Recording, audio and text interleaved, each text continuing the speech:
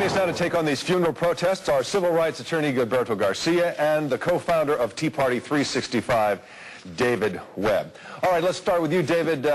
You give up your life for your country. Don't you think your family should be able to bury you in peace? Absolutely. It's absolutely reprehensible what Westboro Baptist Church, and I hate even adding the words Baptist and church to that name.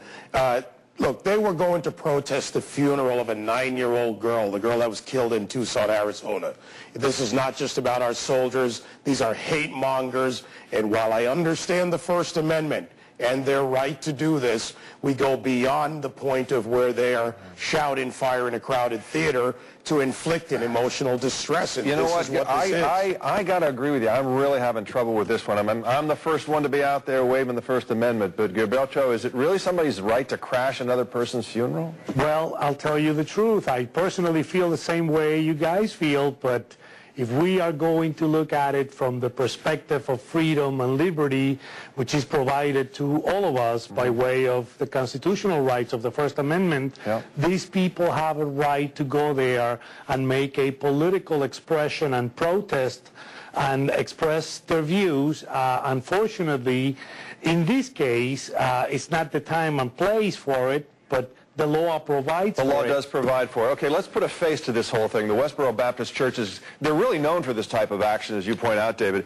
They've called these military funerals, get this, they call it pagan orgies of idolatrous blasphemy. Listen to what one protester at a soldier's funeral said in Kentucky. You have people across the street saying America is blessed and God bless America and so on. We don't believe that young men coming home in body bags is a blessing from God. We think it's God's curse on this nation.